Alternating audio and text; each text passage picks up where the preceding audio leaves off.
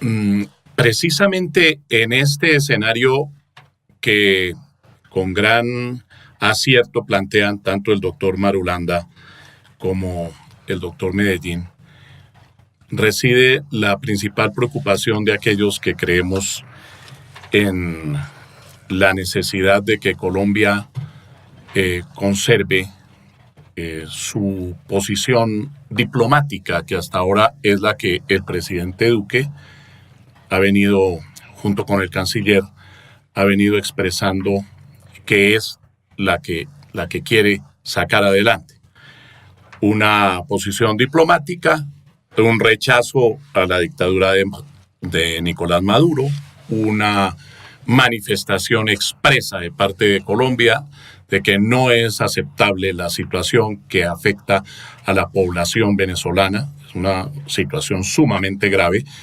De ahí que Colombia haya querido prestar su territorio para que llegue la ayuda humanitaria, una ayuda humanitaria que Maduro no quiere dejar llegar, porque entonces obstruyó allí en Cúcuta, en la frontera, la entrada de la ayuda humanitaria, porque seguramente él considera que en esos camiones van armas o van soldados norteamericanos. No sé, doctor Marulanda, si será eso lo que piensa Maduro, pero no quiere dejar ingresar la ayuda humanitaria. Esa ayuda humanitaria se requiere porque hay muchos venezolanos, inclusive afectados por enfermedades, no han podido ser atendidos, las medicinas no han llegado y la parte de la alimentación como consecuencia de la situación económica sumamente grave que tiene Venezuela. Los niveles de inflación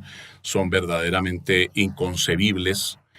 El manejo de la economía no se tiene por parte del régimen de Maduro.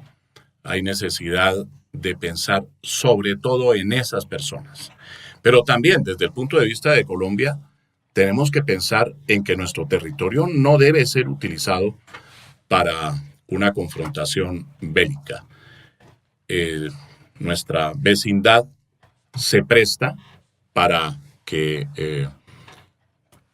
de pronto se pudiera utilizar ese territorio, y me afana mucho lo que dice el doctor Marulanda, de que de pronto de la reunión entre el presidente Donald Trump y el presidente Duque pueda salir algún compromiso de esa índole de parte de Colombia. Me preocupa bastante, porque Colombia debe moverse, a mi juicio, en un plano que no implique que nuestros soldados, que nuestra gente quede involucrada, doctor Medellín, en una guerra, por razón de que de pronto, si lo que más le conviene es a Maduro declarar la guerra a Colombia o enfrentarse con nuestras fuerzas o enfrentarse con los norteamericanos si es que ellos quieren hacer tránsito por territorio colombiano, pues ese panorama es muy negativo para Colombia. Tenemos el problema, evidentemente, de una presión psicológica. Eh, Esa libreta de John Bolton, una libreta amarilla, allí donde apuntó que enviarían 5,000 tropas, dice, 5,000 soldados a Colombia. Eso es muy preocupante.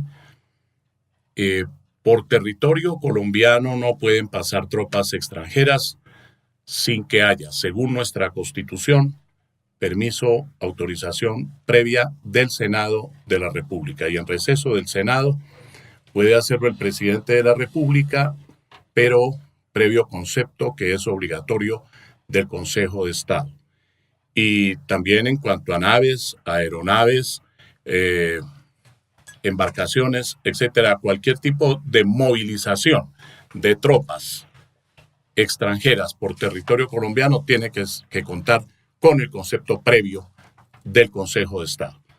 De manera que las cosas desde una perspectiva constitucional colombiana tampoco es que estén muy fáciles. Y a nivel internacional, pues tenemos esa situación tan sumamente grave que han descrito los doctores Marulanda y Medellín. A mí me parece que es muy importante tener en cuenta algo.